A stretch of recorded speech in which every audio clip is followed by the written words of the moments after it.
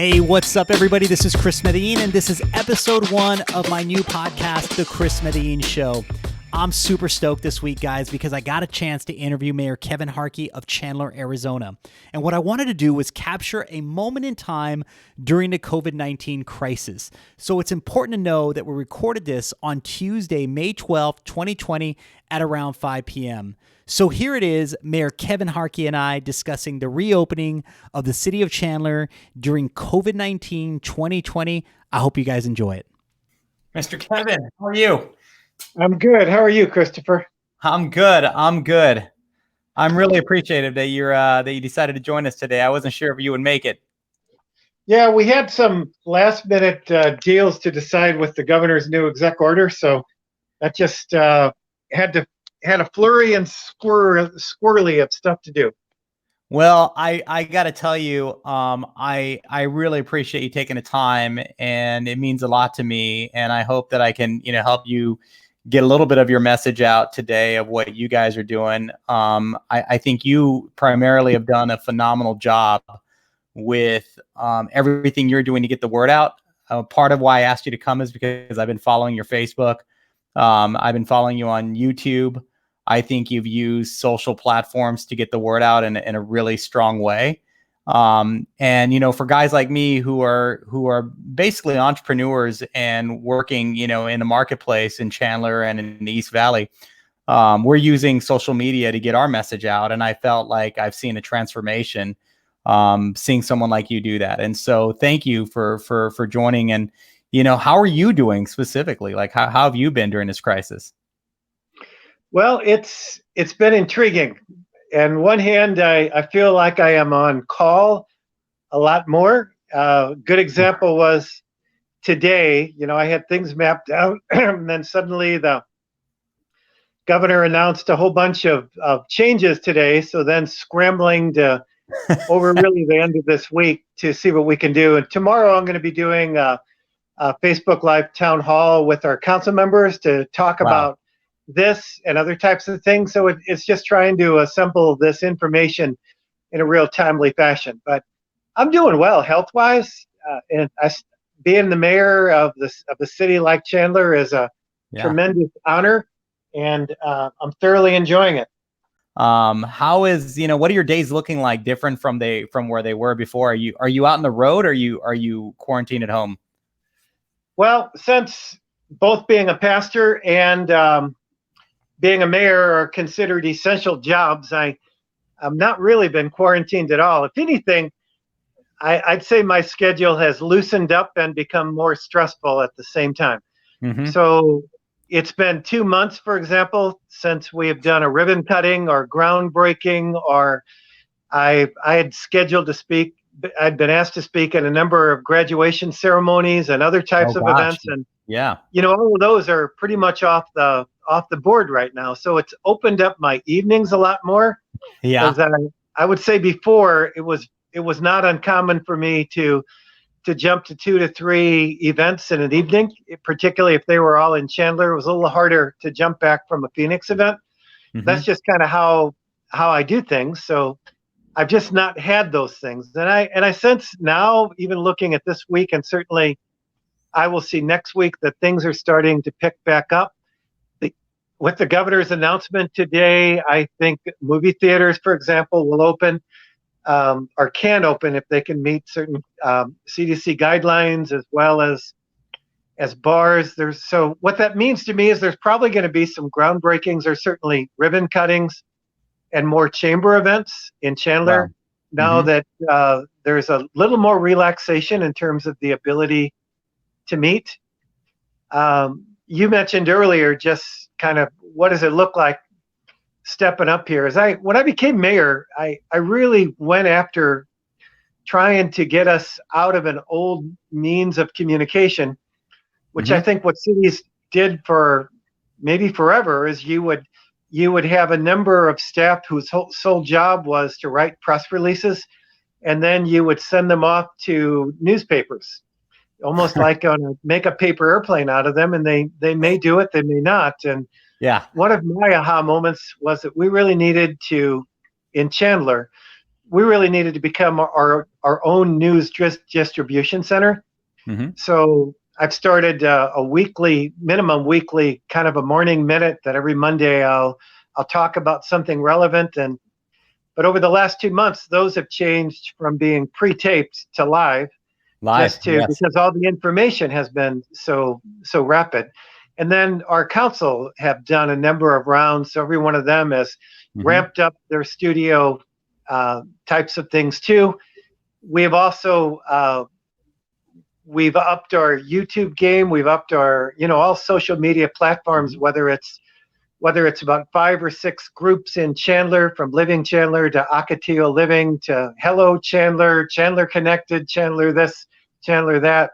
Yes. But also we've kind of upped the same with more content and hired more staff to do the same with LinkedIn, with certainly what we do on Instagram and Twitter as well.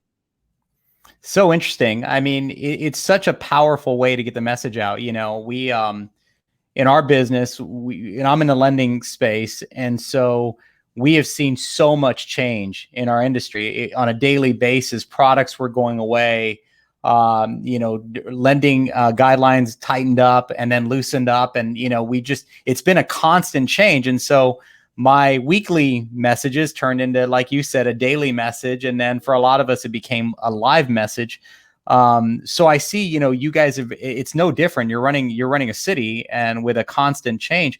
One of the things that I was curious about, and I was thinking about before we did this event, was how does it work is Governor Ducey the one that's making the decision on when to open things up, and then all the mayors follow suit? And is it just like an unsaid respect that happens there, or do you just agree with everything that's coming out? And I'm curious, and the only reason that I bring it up is because I've seen other states that had governors managing one message and mayors that'll go off and do something very differently. But it seems like we've been in lockstep, and the messaging has been coming from Ducey, and we've seen that to be following suit in the local areas. Some of that, I'm sure, varies by state and state law and charter cities, what they can do. In some other states too, they have a different form of what does a mayor do. In Arizona, I think all of our cities have what is called a strong city manager, and an elected body who then governs them. So my jobs as mayor largely is to set policy, to cast vision, and to be the biggest cheerleader for Chandler. What I've had a different role with over the last 2 months, in that Chandler has also been an advocate and a leader with the governor's office to really advocate a number of changes and moving on. And we've been able to get the governor's ear. I think we were the only city that did this, and probably the only city that could pull us off. Is about 10 days ago, we crafted a letter to the governor urging for a more robust opening, similar to what today is.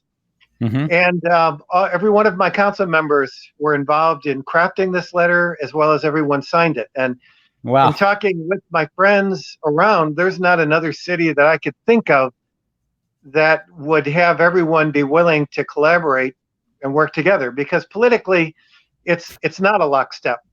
Now in Arizona, the governor has authorities that certainly supersede city. We get our canon, our direction, our power from the state constitution. Okay. Arizona was one of the later states, obviously state 48, to put together this constitution. And at that time, cities were almost a side thought. And but so he has authority over cities, but he's also left a lot of ground for cities to make their own decisions. Gotcha. There have been a couple cities, for example, Phoenix, that got out there early and really wanted to shut things down further. And, they found out with their own charter that Mayor Gallego the council had the power in their city to be able to pull back her authority as mayor.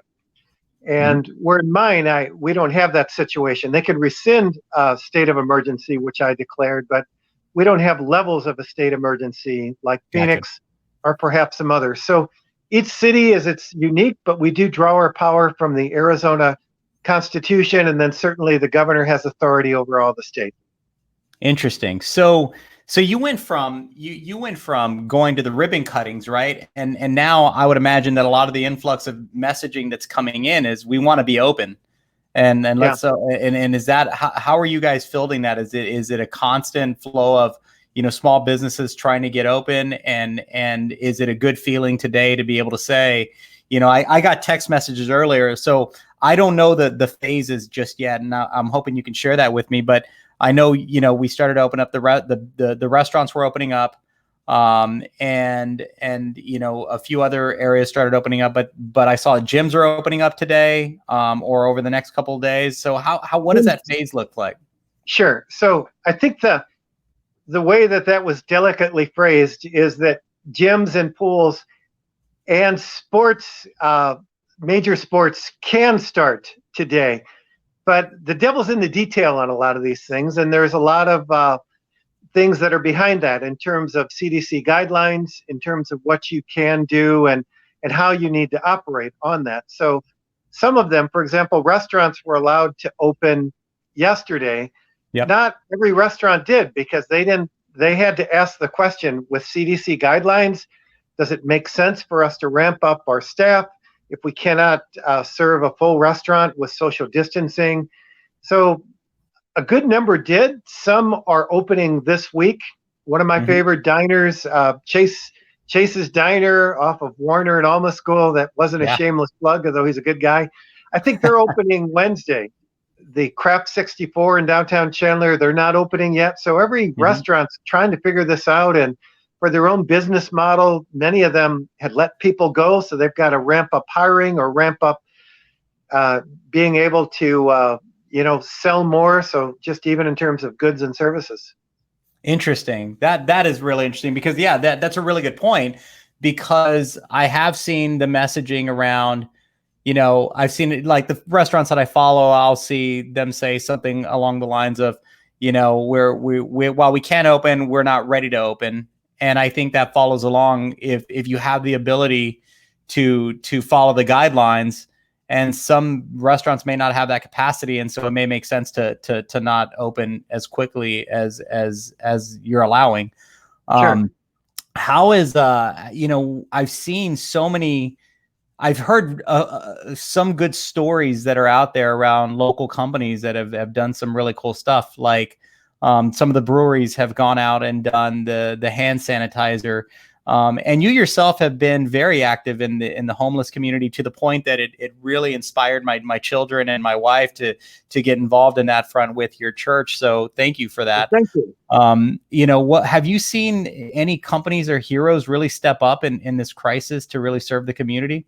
Sure. So you mentioned, I think one of my favorite titles is brilliant, which is Santan Restaurant and Brewery. They now sell Santanicizer. So so they kind of embedded their name in the midst of this. But we've had companies like Intel that have donated hundreds, if not thousands, of PPE, personal protective equipment, both masks and gowns and shields, to first responders, to hospitals.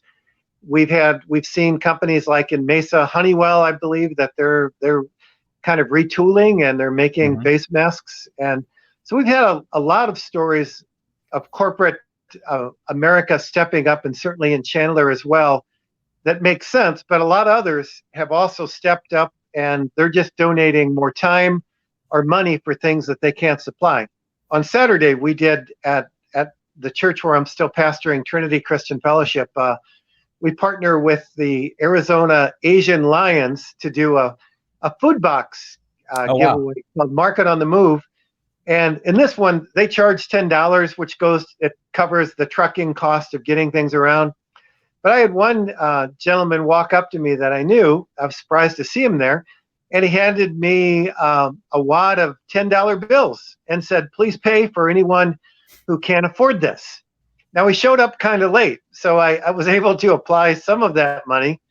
But we have a free food box giveaway coming up, and we'll figure out how to disseminate the rest, to needy families there. So there's individuals that are paying it forward. I've heard a number of people that are taking their payment from the government, the $1,200, and they're donating it to nonprofits or to their churches. So there have been a couple of our nonprofits, for example, Ascend in downtown Chandler has been working with United Food Bank and other that have received large donations of milk. So rather than dumping them out on the ground like we saw with one company, they're donating these things to nonprofits, and other companies are doing the same. So it's people are really having a fresh look on what does it mean to be generous and come together as a community, and I certainly applaud that.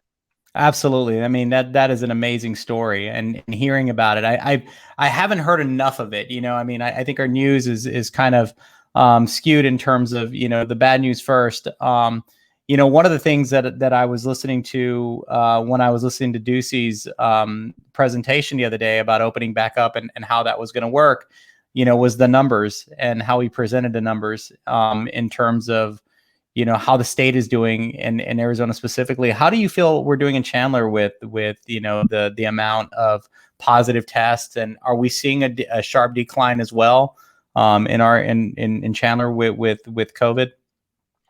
So Chandler data is pretty aggregated into the county and the state. So for some of those things, it's hard to say.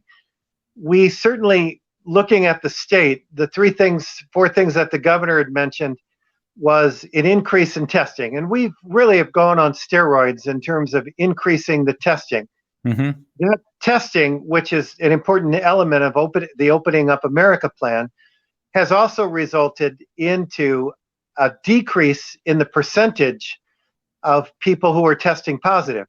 Now, because we're testing a lot more, we are coming up with a lot more cases, and that's Absolutely. To be expected, right? Yep. If you double the amount of testing, you're going to see, an increased percentage of people who are testing positive. So that's borne true. But what that's also borne is that I think a few weeks ago, we were seeing a 10% positive rate. Now we're down to, I think about, I don't know if it's 7 or 6 or 5%. I'd have to check the latest. So that's a positive trend. We've also known that, that there are a lot more people who don't have this than do. So that's not surprising on that case. What I've always looked for in Chandler are a couple things.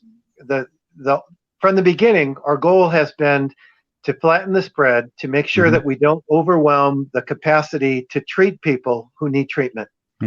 All along, what we've seen at Chandler Gilbert Community Hospital or Mercy Gilbert, the two that serve Chandler, and this is borne true across the state, not just, is that the COVID cases across the state have accounted for about 17% of the total beds and capacity of intensive care, et cetera, across our hospitals. The other kinds of things, whether it's been influenza or other cases that bring people to a hospital, heart attacks, broken hip surgery, those kind of important type things, we have, because they're not allowing or had not allowed elective surgeries, we've been at about 70% capacity in our hospitals from day one, expecting there to be this surge and increase.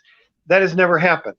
So hospitals normally run at about 110, 120%. If you've ever gone to an ER room with your kids, when you see beds out in the hallways, that's the other 10, 15%. Well, we've just not been there with that. So that's always assured me that we've had capacity and the ability to treat people, those were the hard mistakes and decisions that we were hearing about in Italy, that New York was threatening about, but really never totally experienced with that in terms of reaching their capacity. So we've had that ability, and we've never thought that the goal was by having people sequester and stay home that we were going to make people immune from this. It's a flu, and we've postponed and we've flattened the curve, so we've not had this large spike. We've narrowed it so that we can treat it. So with being able to treat it, we're able to loosen things up that will allow us to increase our herd immunity. There's been a lot of work in the past 3-4 months, and certainly a lot of discovery in the past 2 months, as we've gone from the beginning of March to the beginning of May and seeing what has happened with this. Interesting. So, as you were talking this came to me, but when I go through my Facebook, it feels very similar to an election time because, everybody, it's a vastly different take from everybody on what we should be doing. Everybody's policing the social, the social aspect of it. Do you stay home or do you get back to business? Do you wear a mask? Do you not wear a mask? There seems to be a very big divide. Do you feel like, from your perspective, do you feel like we're taking all the right measures to get back to business in the most, cautious way? And then I'm going to follow up with that is, do you feel like if we see that spike happen as we get back to business, that we've shut it back down? And is anybody talking about that? Yes, and yes. So, to the first part, why I particular have been a fan of following the governor's guidelines and then giving input. Mm-hmm. Back in March, we were having daily sessions with him or with his office, and then that spread out to once to twice a week, and then once a week, and now only upon special occasion. Mm-hmm. But I built a relationship with the governor's office to where I've been able to have input as well as getting my questions answered. So why I've been so bullish on following him is that it doesn't make a whole lot of sense for the guidelines that I would set in Chandler to be vastly different than Phoenix or Tempe or Mesa or Gilbert, because our borders are porous. If Chandler would radically close things or radically open things, what we would see is a flow to or from other cities, right? So if, for example, good point. that Chandler unilaterally said, we're going to open all of our pools. Well, everybody from Gilbert and Mesa who don't have pools would certainly want to come to Chandler, yes, or vice versa. So we've wanted to work together in order to have a cohesive plan that makes sense. The second part is I think that there's always, I think we are on track with this because of what I said. If the goal has been to mitigate and to flatten, we've been there, and mm-hmm. we've met the guidelines proposed by the Open Up America plan to be able to take a next step to open this. It's just inane, the thought to think that we're just going to stay quarantined until we come up with a vaccine. That's just not realistic. America can't handle that, and quite honestly, will bankrupt our country if suddenly we close the nature of business and just rely upon the government to do this. Well, where are they getting their taxes from? From businesses, from individuals spending money, making money, etc. So it's you're closing off the tap on one end of allowing water into a tank, yet you're opening the bottom, allowing the water to go up. That has vast consequences. Now, another thing in Chandler it's worth mentioning is that probably 80% of our workforce is represented by really 50 large companies, the Intels, so the manufacturing arm has been alive and well. The office section of our community has been alive and well. They've just changed what they're doing. We have a lot more people that are telecommuting, that are working at home. They've changed what they do, but they're still doing. We've been hard hit in Chandler by really the service industries, restaurants, bars, Absolutely. Hotels. But we've also got a diverse income stream in our city. So we have a primary and a secondary tax for property. We're not super reliant like a Scottsdale or a Paradise Valley or a Sedona on touristry or hoteleries. So we're also not reliant like Mesa or Scottsdale or Glendale or Peoria on what was spring training where they lost a lot of money. We're really a make-sense community that seems to just work hard to do things right. And that's kind of how we are, and that's how we've gotten out of this and will get out of this probably better than anybody else. That's amazing. I think that, it's interesting to hear it from you because while I kind of know that, I've never really articulated in the way that you've mentioned on how diverse, we are. I'm starting to hear some flurries of businesses that are shutting down. Do you expect there to be a wave of that we don't know yet? I saw some gyms shut down. I saw Really good Mexican restaurant in downtown, Chandler closed down. I was heartbroken about that. What are you seeing more of that? We will see some shutdowns, particularly in retail. That's again the market that's been hardest hit, particularly for those that were deemed non-essential.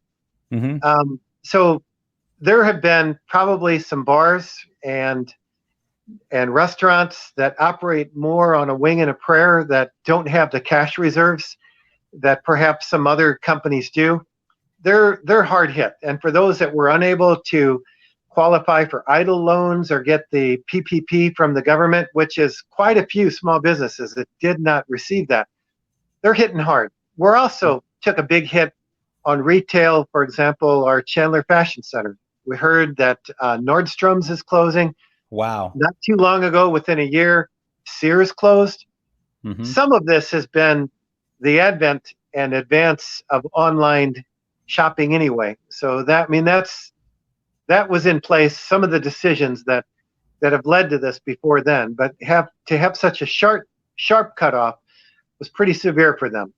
So we'll be watching the reinvention of the Chandler Fashion Center. I believe it'll be more entertainment and organized. It'll be probably less 10 to 8 or 11 to 7, whatever the hours will be, to have more evening things going on and more entertainment that available. The stores that will come back and continue to fight off the behemoths of Amazon will be those that will offer experiences and not just goods. And if you think about when you go to the Apple store, you're getting a class, you're getting tutoring. If you go to, there's a jewelry store there, I forgot what it's called. They're kind of known for shop and have a wine party. So it's those kind of things that I think will continue to advance in terms of local shopping. We're also have and will continue to be in the midst of a strong Shop Local campaign, and particularly coming out of this and during this. We really need to support our independents and our mom and pop shops if they're going to make it.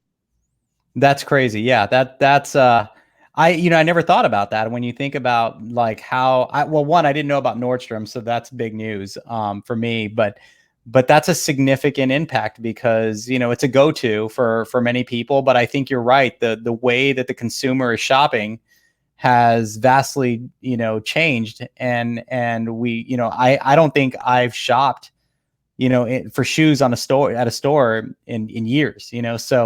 So I can totally agree with that.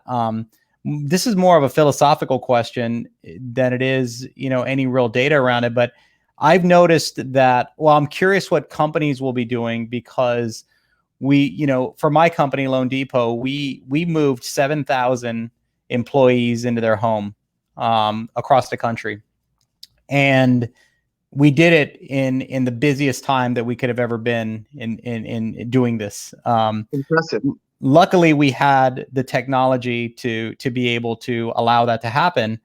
And it was forced to look at technology that we had never used. Hence, you and I being on this would have probably never happened had this not happened. And so, do you think that real estate as we know it for corporate businesses will shift, where people are going to be working from home more now that they know they can do that?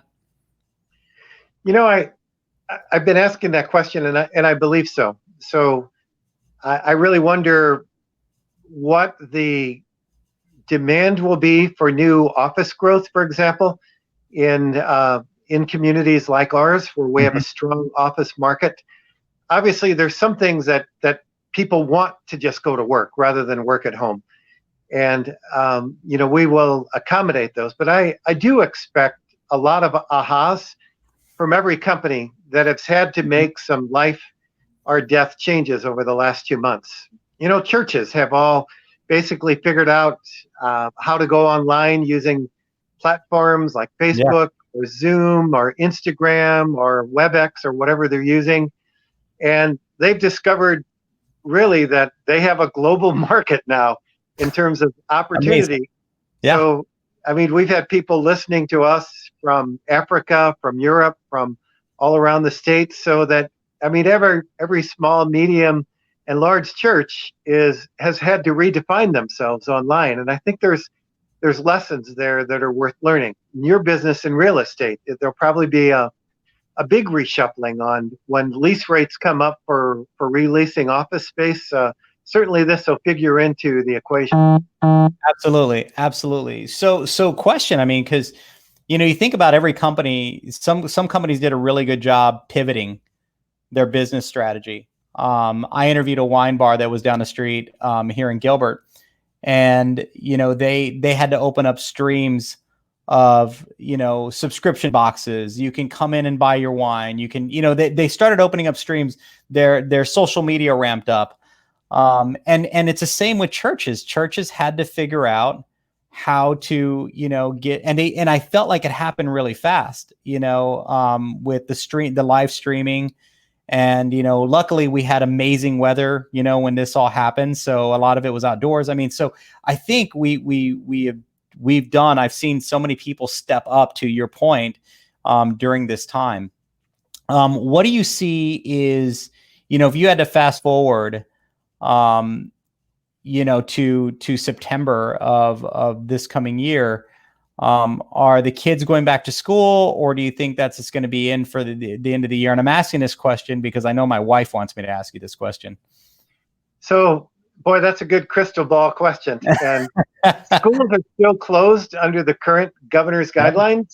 And I don't know what my rough gut feeling is that they will open in the fall. Okay. Now, Chandler Unified School District opens earlier than a lot of other schools. They usually opened around the third week of July. The hottest day of the year.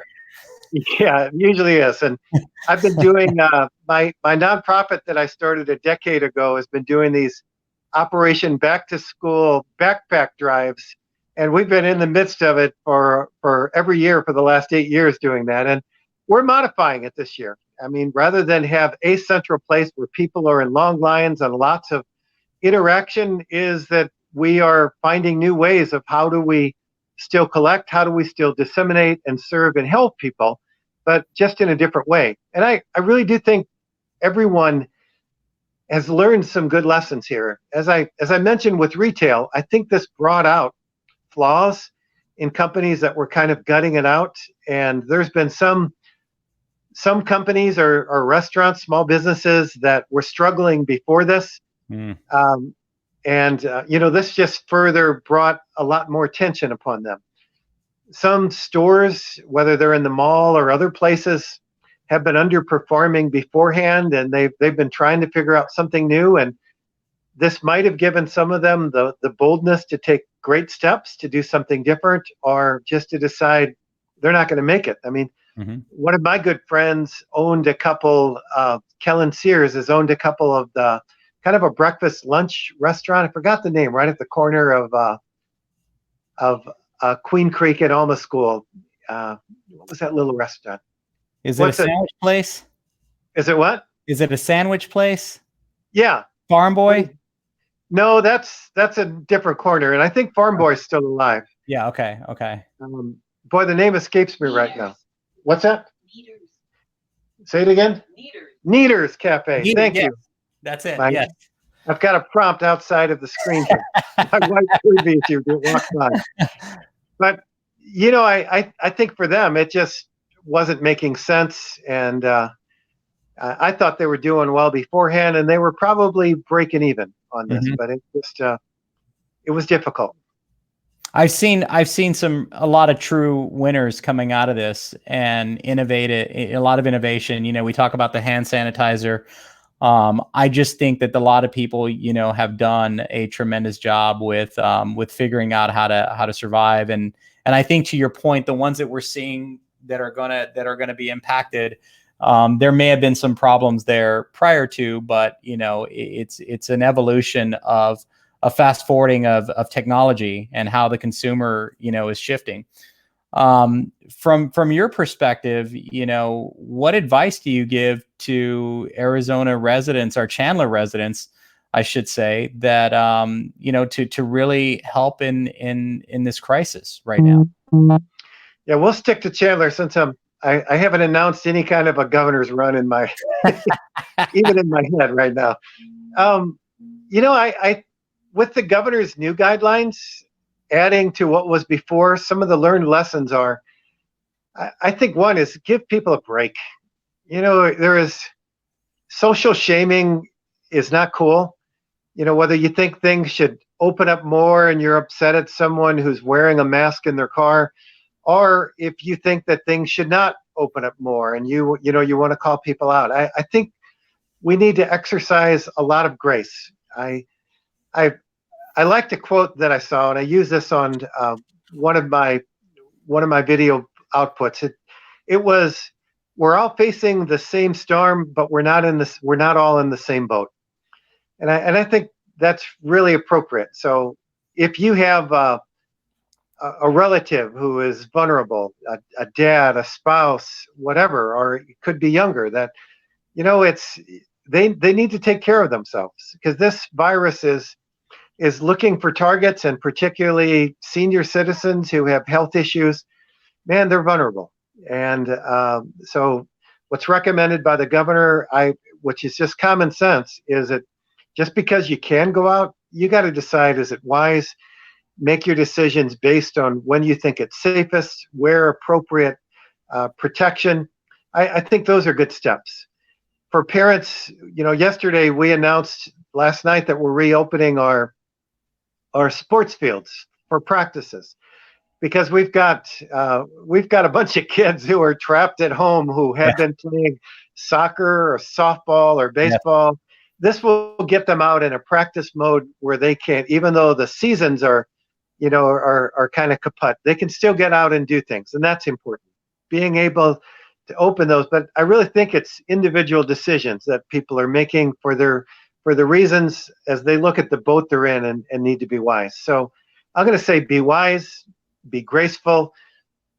I think support your local community how and when you can. So if you don't feel comfortable going out to eat, well, still do takeout, still do curbside, and support people that you care about in this community as much as you can. But we will get through this. It's more than a hiccup for sure. It's an interruption for life. It's painful for some. I know folks who have lost relatives. I know people who have died from this, and it's harsh, but we're a community and we need to get through this together. Wow. A very inspiring message. And I really appreciate you sharing that with me. And I can go on, but I wanted to keep this to, less than an hour, because I know you're extremely busy, but I want to end on such a high note, because I think that was an amazing message. And I want to thank you for what you're doing and your leadership. I think it's truly shining right now. And I appreciate you getting on and being bold with your message and getting out there and sharing it as fast as possible, because true leaders right now in this crisis are the ones that are showing their face and stepping up and getting the message out. And I couldn't tell you how much we appreciate that. Well, thank you. And my wife and I are going to have our first night out at a restaurant tonight. So I don't know what she's picked, but so we're excited to be able to actually go visit some owners of restaurants that we know and sit in their restaurant rather than just be met at the door with food. So we're excited about tonight as well. Well, enjoy yourself and have a good time. And I'm sure she's waiting to go. So have a good evening, Mr. Mayor. And thank you for joining us today. Thank you guys for tuning in and listening to that entire dialogue with Mayor Kevin Hartke and I. If you like what you heard, subscribe, like, and comment. I appreciate all the love and support you can throw my way. Until next time, stay safe, stay healthy. I'll be talking to you soon. Take care.